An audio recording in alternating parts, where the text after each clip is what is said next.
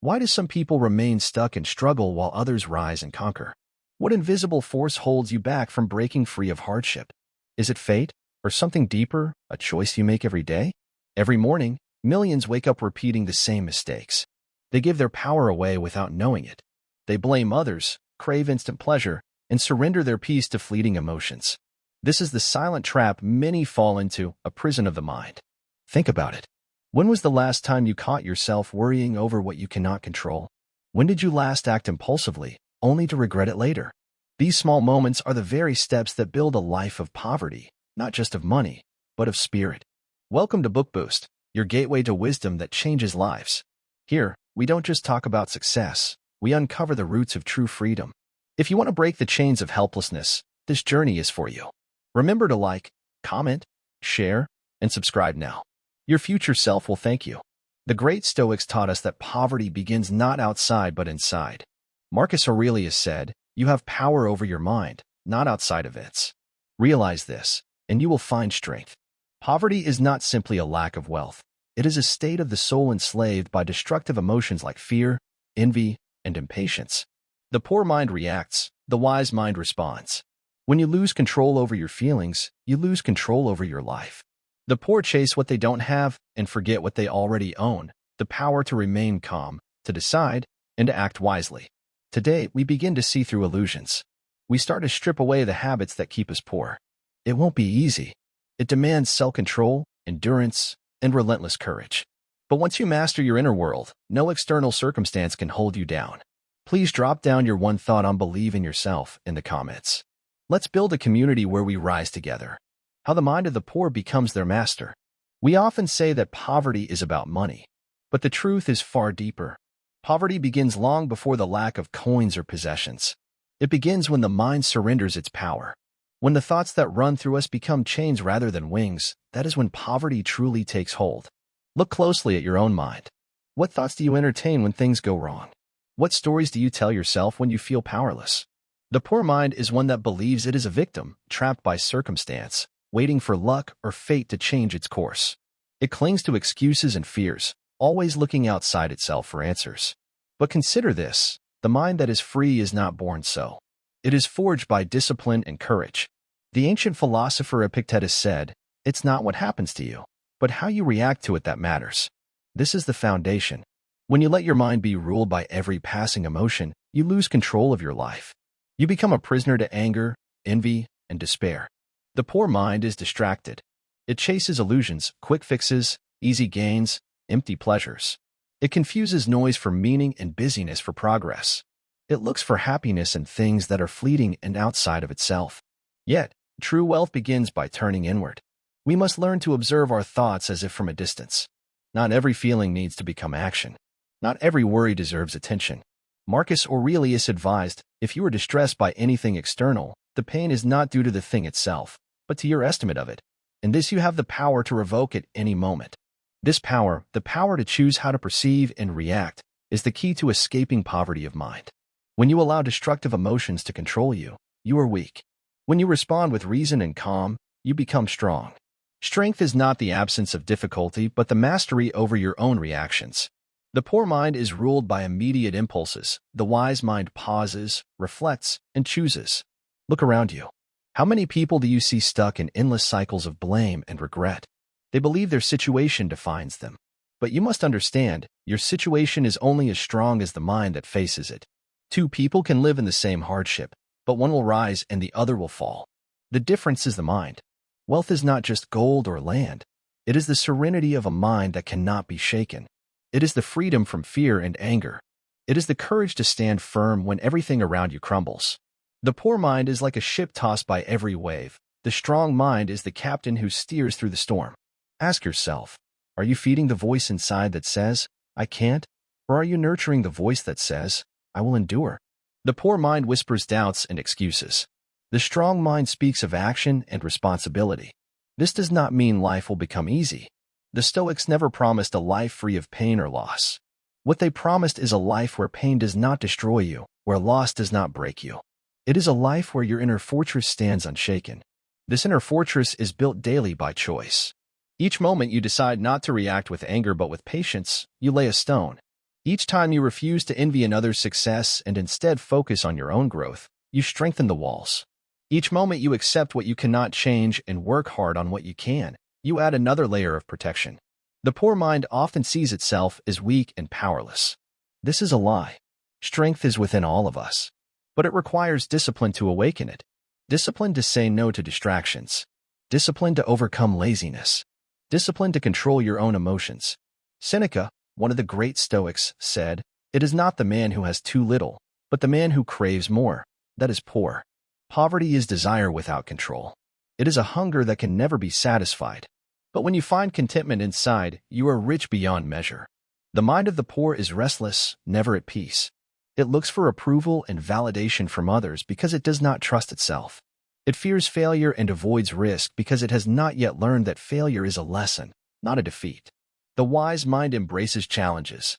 It understands that every hardship is an opportunity to grow stronger, to build resilience. It knows that the only true failure is giving up. Look at your own life. What habits do you have that keep your mind poor? Is it complaining? Is it comparing yourself to others? Is it surrendering to fear or anger? Begin today by observing these habits without judgment. See them clearly. Then, choose to change. Choose to become the master of your mind instead of its slave. Remember, the world outside will always be uncertain. But your mind can be a place of calm, strength, and wisdom. This is the victory the poor rarely see. No matter your past, no matter your current struggles, you have the power to change your inner world.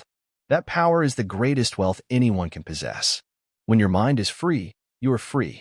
We walk this path together, shedding the chains of weakness and illusion. Step by step, thought by thought, we reclaim our lives not through luck, not through ease, but through the unyielding strength of the mind. Poverty is not always about empty pockets. Often, it begins with an empty spirit. It is the quiet surrender that happens when a person stops challenging their thoughts, stops examining their desires, and starts obeying their impulses. That is when the soul begins to decay, not from outside forces, but from within. Many people are not trapped by their circumstances. They are trapped by the way they think about their circumstances. They believe hardship is permanent. They believe someone else is to blame. They think luck will come and rescue them one day. These thoughts are not harmless. They are chains. What makes this worse is that these chains are comfortable. They feel familiar. Complaining feels easier than acting. Blaming feels easier than changing. And so, slowly, without realizing it, a person begins to decorate their prison instead of trying to escape it. Epictetus once said, "It is not poverty that we should fear, but the fear of poverty." A man who fears being poor lives in constant anxiety. He compromises his peace for every coin, every opportunity, every illusion of status. But the man who fears nothing but losing his inner discipline, that man can never truly be poor. Most people don't escape poverty because they never question their habits. They spend before they earn. They speak before they think. They follow crowds instead of following reason. They care more about how they appear than who they are becoming. And they seek comfort when they should seek growth. Poverty is an art, a tragic one. It is painted stroke by stroke through daily decisions. Sleeping in when you should rise. Complaining instead of planning. Envying others instead of learning from them. These choices may feel small, but they form the canvas of a wasted life. The Stoics taught that external wealth means nothing if your internal world is in chaos. What good is a full bank account if your mind is empty of purpose? What use is a big house if you cannot stand to be alone with your own thoughts inside it? The truly poor are not those who have little, but those who want endlessly and lack the discipline to master that wanting. In truth, there is a certain pride in modern poverty, not economic poverty, but a poverty of character. Some wear their victimhood like armor. They reject advice, mock effort, and label discipline as boring or unrealistic. They say things like, "Life is unfair, it's too late, why try?" These are the phrases of someone who has trained their mind to lose. But no one is born thinking this way. These beliefs are planted by society, watered by fear, and harvested by laziness. And once they grow, they poison everything, your ambition, your faith, your identity. You will meet many who are skilled at staying poor. They know how to waste time. They know how to avoid pain. They are experts at quitting before it gets hard. They say they want success, but they sabotage it every time it gets close. Why? Because failure is familiar. Success demands sacrifice, and most are unwilling to bleed for it. And yet, the truth is simple, if uncomfortable. You cannot carry a weak mind into a strong life. You cannot chase every comfort and expect to grow. You cannot keep doing what poor people do in thought, in action, and in attitude and expect your life to rise above it. We all have a choice, to stay in the old pattern or to break it. That is the root of Stoic thought, that we are responsible for what we accept, what we ignore, and what we become. The poor mind always waits. The wise mind begins. Ask yourself, what habits am I clinging to that are slowly killing my future? What emotions do I let control me when I should be controlling them? Where have I made excuses instead of effort? You may not control everything in life, but you do control your character. You control your focus, your reactions, your priorities. If you stop building yourself, life will begin to break you. That is not a threat. It is a law.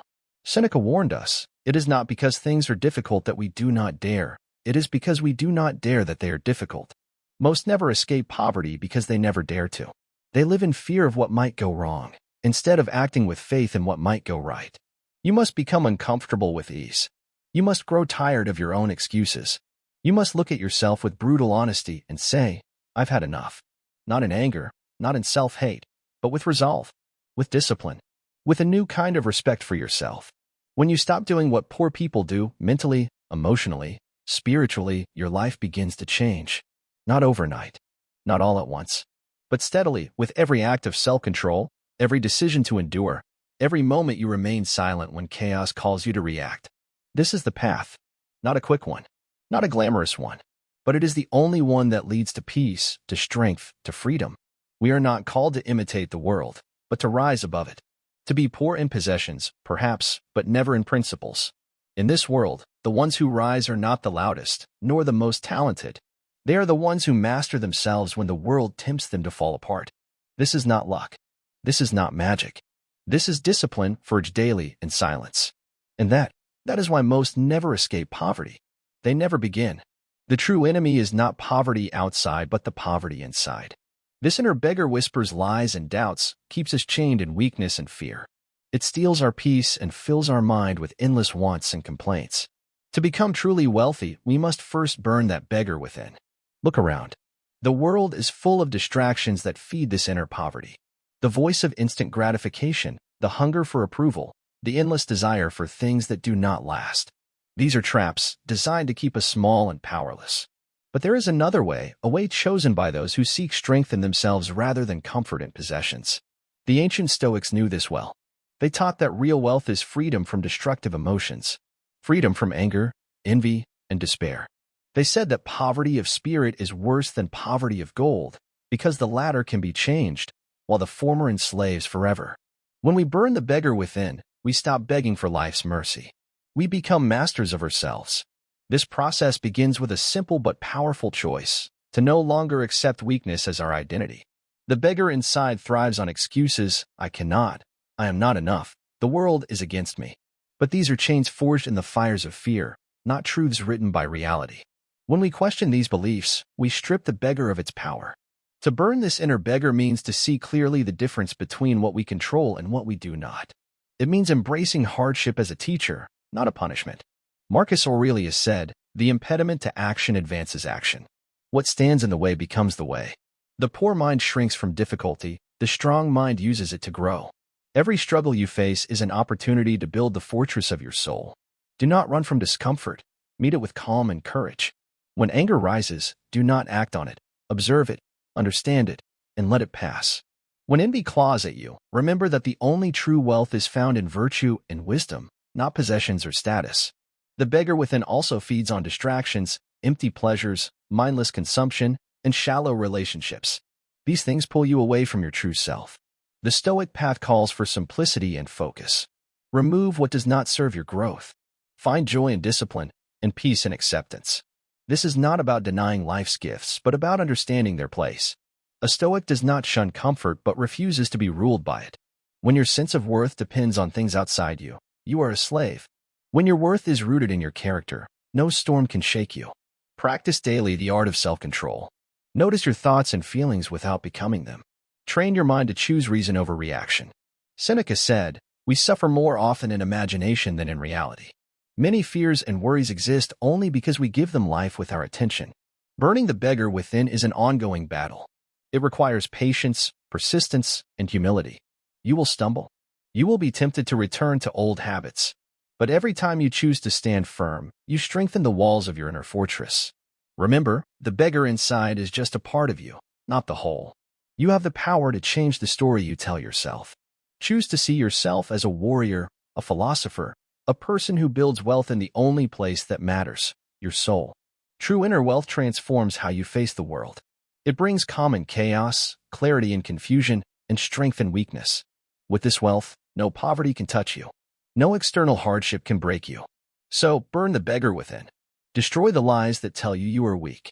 Embrace the power of your own mind. The greatest riches come from self-mastery, not silver or gold. Live as the Stoics taught, with courage, wisdom, justice, and self-control. Build your life on these foundations, and you will be rich beyond measure. Not because the world gave you wealth, but because you earned it in the deepest part of yourself.